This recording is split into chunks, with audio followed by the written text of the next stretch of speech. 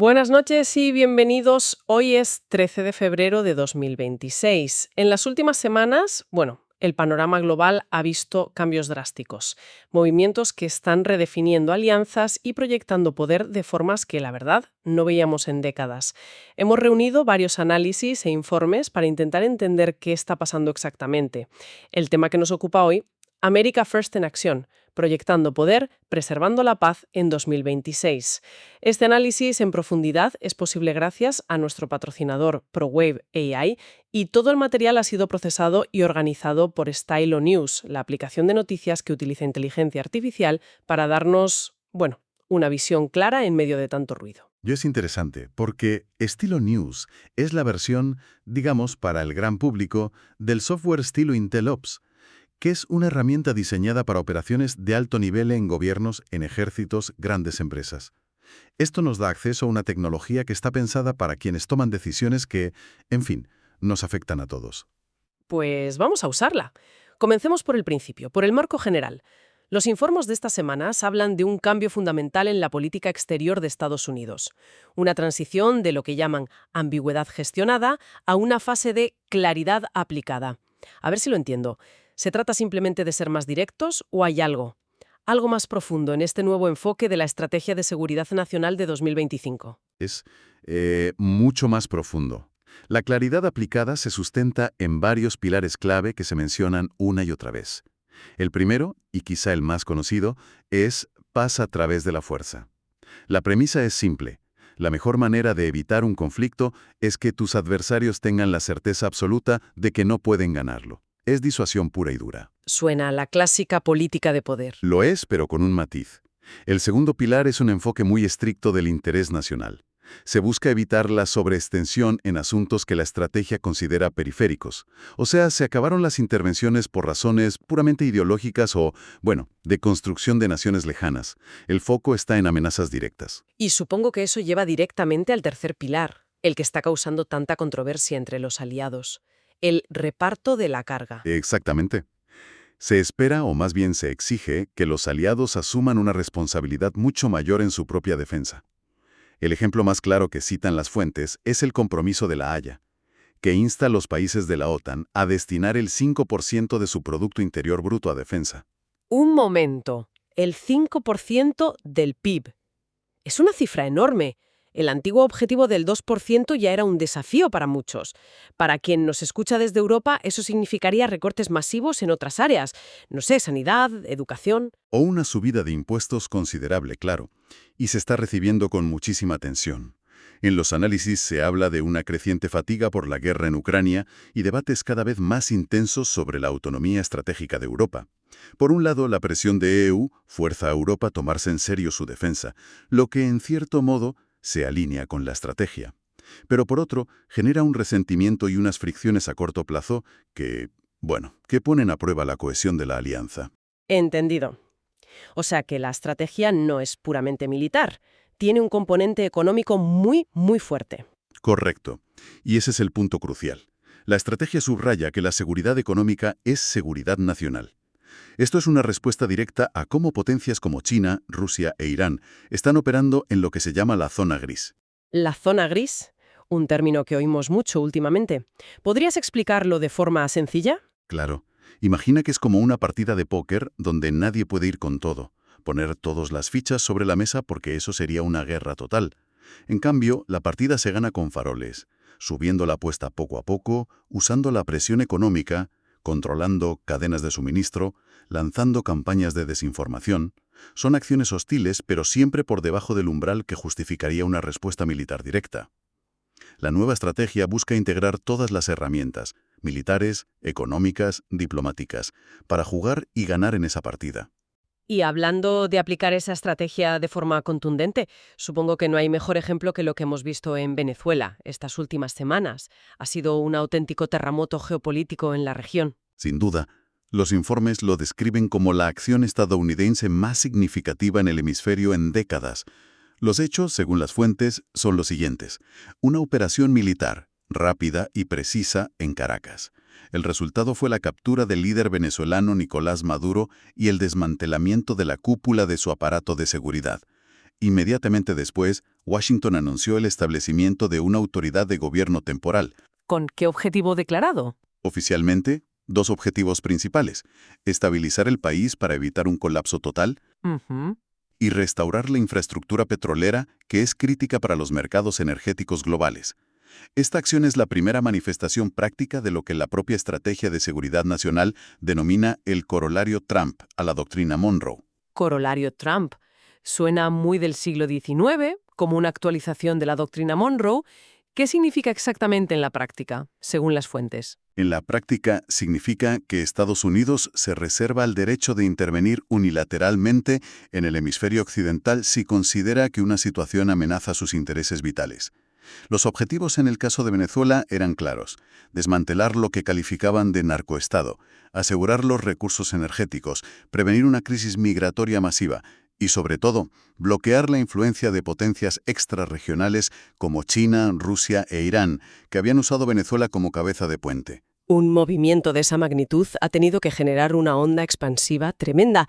¿Qué dicen los análisis sobre la respuesta en la región? Las reacciones están totalmente polarizadas. Por un lado, gobiernos como los de Argentina y Ecuador han mostrado su apoyo, de forma más o menos explícita. Lo ven como algo drástico pero necesario. Pero por otro lado, y esto es muy significativo, gobiernos como los de Colombia, México y Cuba. Un momento. Lo de Colombia me llama la atención. Históricamente ha sido el aliado más sólido de EU en la zona. ¿Explican las fuentes por qué adoptan ahora una postura tan crítica? ¿Es por un cambio de gobierno o por la intervención en sí? Es una mezcla de ambas cosas. Hay un componente ideológico del gobierno actual en Colombia, pero sobre todo hay un temor muy pragmático.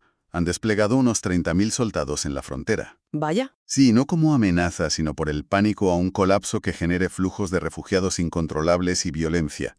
La acción de Estados Unidos les resuelve un problema a largo plazo, pero les crea una crisis inmediata en la puerta de casa. ¿Y México? México ha rechazado formalmente cualquier posibilidad de que se usara su territorio para operaciones militares, aunque lo que se desprende de los informes es que la cooperación en inteligencia, en la lucha contra los carteles, se mantiene. Y luego está el dato de Cuba, que es muy revelador. La Habana ha confirmado la muerte de 32 de sus oficiales de inteligencia y seguridad que estaban integrados en el régimen venezolano. Ajá. Esto expone el nivel de implicación que tenían. Claro, la reacción regional es un polvorín. Pero me imagino que los grandes jugadores globales, Rusia, China, no se han quedado de brazos cruzados. ¿Qué han hecho exactamente, más allá de la condena diplomática de rigor en la ONU? Han optado por una confrontación, digamos, narrativa y diplomática, pero han evitado la escalada militar directa. En Naciones Unidas lo han calificado de violación flagrante del derecho internacional, un acto de imperialismo, y sus medios estatales han lanzado una campaña masiva para presentar a EU como un agresor. Sin embargo, en la práctica, su respuesta ha sido contenida. Parece que no estaban dispuestos a arriesgarse a un enfrentamiento directo por un aliado que, en el fondo, ya consideraban inestable. O sea que la onda expansiva de lo de Venezuela se siente en todas partes. Y esto me lleva a la presión sobre las alianzas que mencionabas antes. Por un lado, EU les dice a sus aliados en Europa, ocupaos de vuestros problemas, pero por otro, interviene de forma tan directa y unilateral en su propio hemisferio. ¿No envía esto una señal contradictoria? Es la pregunta clave, y las fuentes reflejan esa tensión. La interpretación que se impone es que la estrategia define esferas de responsabilidad. El mensaje a Europa y Asia es: esta es vuestra región prioritaria, os apoyaremos, pero vosotros debéis liderar. Y al mismo tiempo, el mensaje sobre el hemisferio occidental es: esta es nuestra esfera de responsabilidad directa, y aquí no toleraremos injerencias. Es una lógica de poder regional muy clara, que choca con la idea de un orden global interconectado que ha dominado las últimas décadas. Vamos, que en la práctica se está redibujando el mapa de influencias. Se está intentando. Y en ese redibujo, los análisis destacan una creciente coordinación narrativa entre adversarios.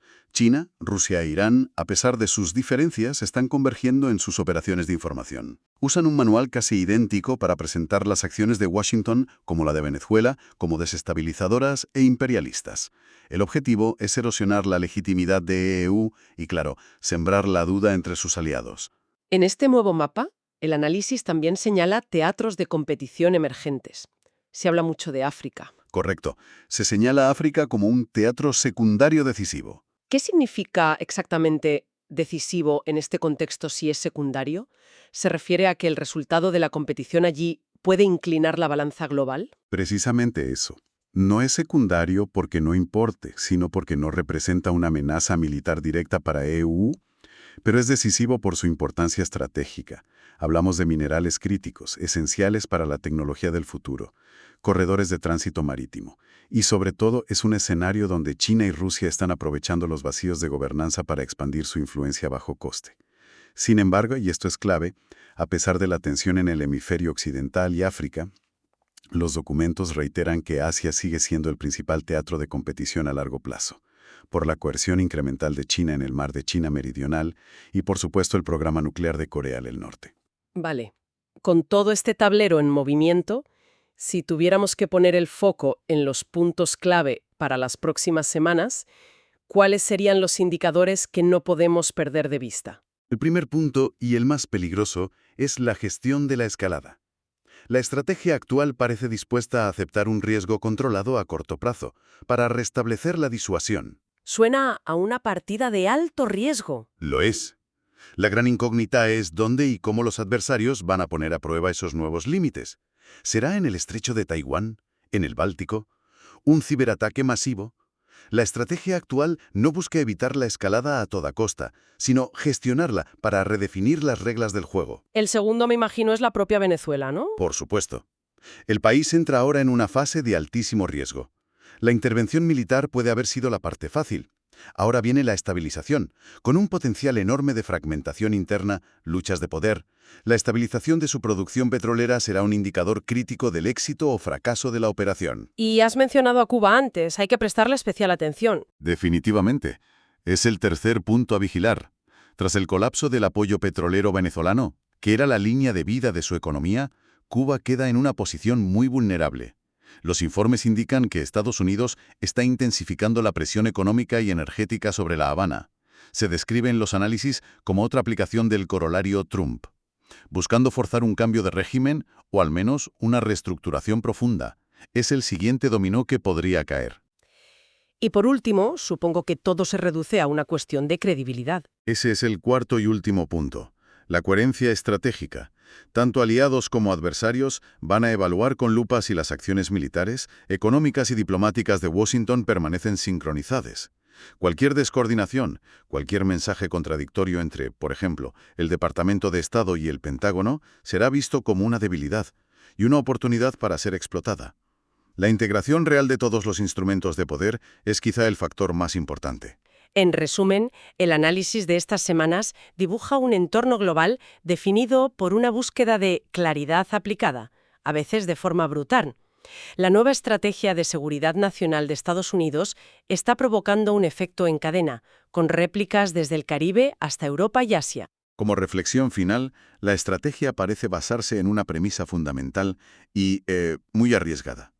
Aceptar la fricción y el caos a corto plazo para reducir lo que se percibe como un riesgo existencial a largo plazo. La pregunta central para 2026 y más allá será si esta enorme apuesta estratégica logra restablecer la disuasión sin desencadenar, por un error de cálculo, un conflicto mucho más amplio y no deseado. Este análisis tan detallado ha sido generado con la tecnología de Stylonimus. Para quienes deseen seguir la inteligencia global y obtener sus propios informes personalizados a partir de cientos de fuentes, Stylonews está disponible como aplicación móvil y de escritorio. Utiliza la misma tecnología de inteligencia artificial que emplean gobiernos y grandes empresas para su toma de decisiones. Se pueden obtener noticias a la carta suscribiéndose en www.stylonews.com. Agradecemos su atención, les invitamos a solicitar temas para futuros análisis y a seguir a Stylonews en sus redes sociales favoritas. Buenas noches.